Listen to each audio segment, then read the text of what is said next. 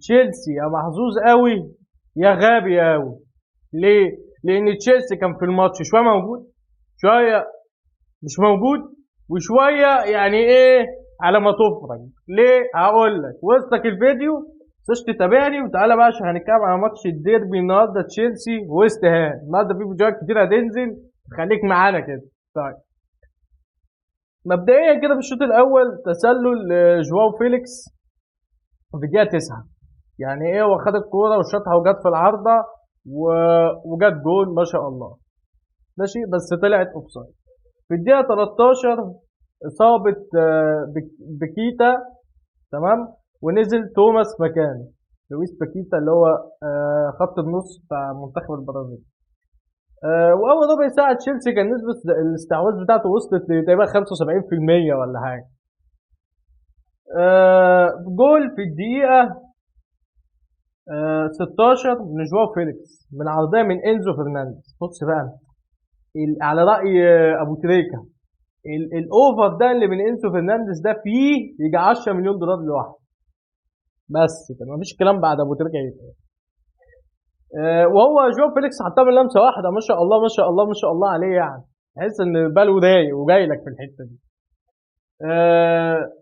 طبعا كاي هافرتز تحس ان هو ايه، يعني نحس مثلا ولا حاجه، ما تعرفش، جاب جون برضه واتحسب اوفسايد، ما شاء الله عليه.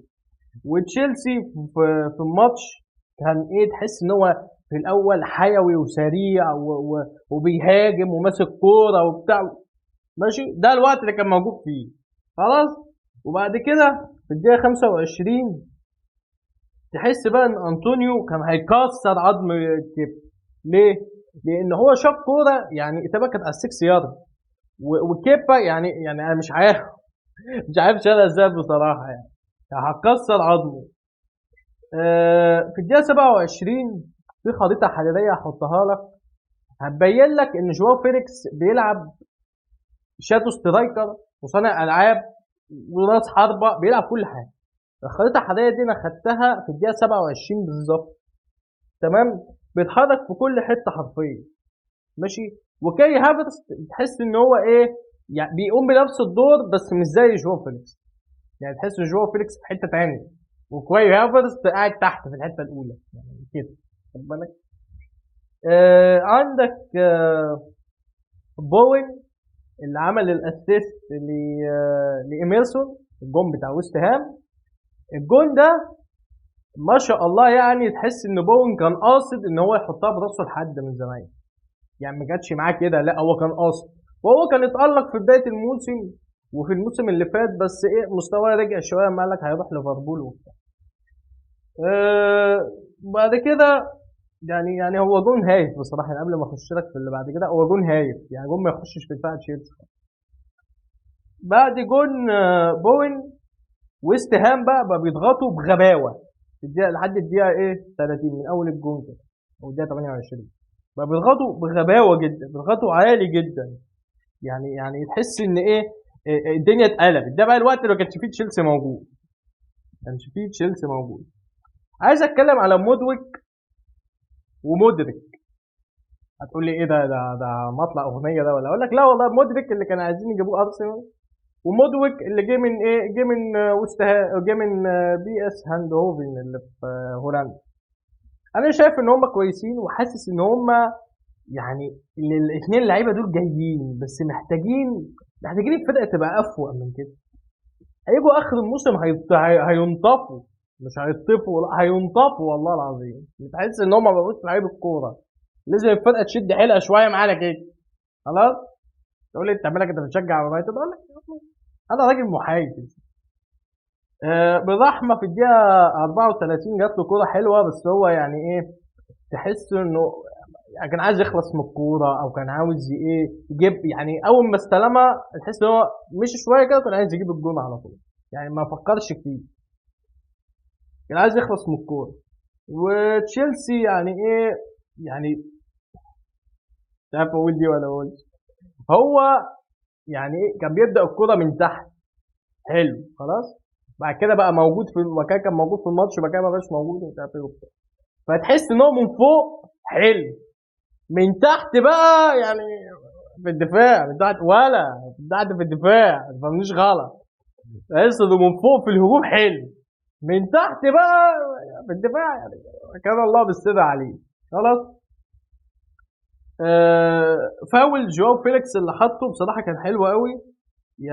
يعني هو بيعمل كل حاجه في الملعب، بيعمل كل حاجه في الملعب حرفيا زي ما قلت لك في الخريطه الحراريه. تحس انه اخر الشوط انحصر يعني ايه تشيلسي، او اخر الشوط تحس ان تشيلسي عمل حصار كده على ويست هام في نص ملعبه، وهم بداوا يعني ايه يخافوا تشيلسي، دفاع تشيلسي زي ما قلت لك بقى من تحت كده بني عبيد من تحت. بداوا ان هم خايفين من المرتدات، خايفين بس يعني مفيش حاجه تانية غير ان هم خايفين المرتدات. هم عاملين حصار كده على تشيلسي بعد ما دخل فيهم على ويست هام. تشيلسي عامل حصار على ويست هام بعد ما دخل في تشيلسي، وخلص الشوط الاولاني. الشوط الثاني ما فيهوش حاجات كتير، بس انا عايز قبل ما ابدا في الشوط الثاني اقول كلمتين بس انا كاتبها. اجناب الملعب لتشيلسي كوكوريلا وجيمس تحس ان هم يعني ايه، يعني كانوا بيتفرجوا على ارنولد كتير باين بتاع ليفربول. معرفش في مساحات يجري فيها يعني لعيبه وست هام لو لابسين جلاليب والله العظيم هيبقوا اسرع، مش هيلحقوه.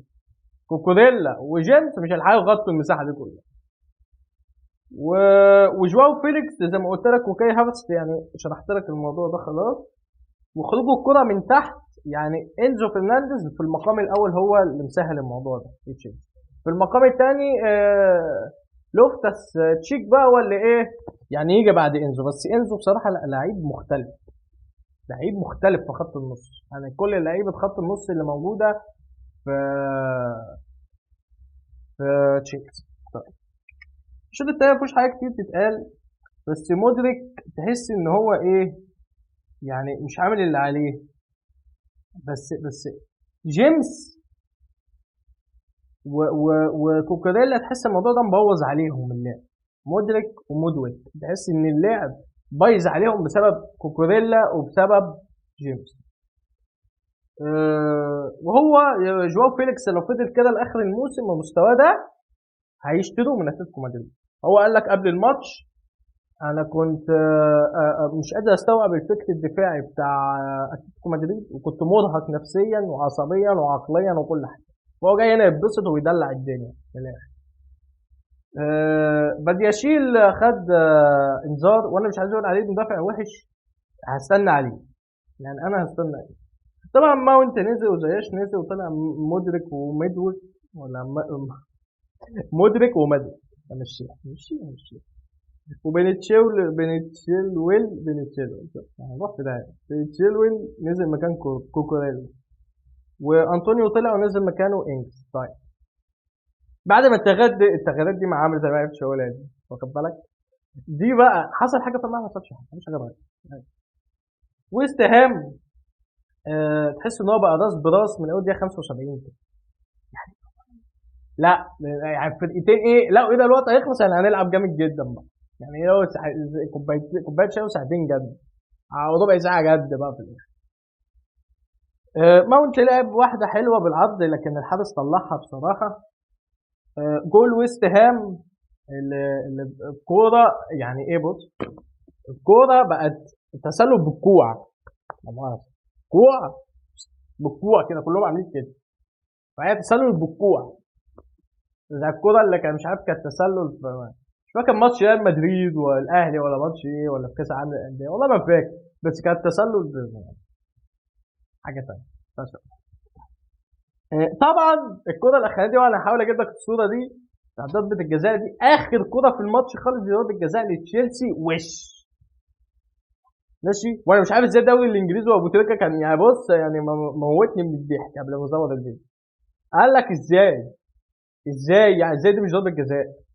قال لك ده حارس تاني مع حارس فستان بقوا اتنين حراس. قال لك باينه قوي. فتشيلسي ضربه جزاء وانا مش عارف ازاي ده بيحصل في الدوري الانجليزي. والحكام هم لو هبل. طب لعيبه تشيلسي اعترضت كام ثانيه وبعد كده خلاص نسيوا، قال لك ده اللعب كمل وراحوا كملوا اللعب. طب بعد ما اللعب كمل اول توقف للعب روح اعترض تاني يا راجل. يعني هارد لك لتشيلسي، وانت يا محظوظ قوي يا غبي قوي. هتشوف. سلام عليكم.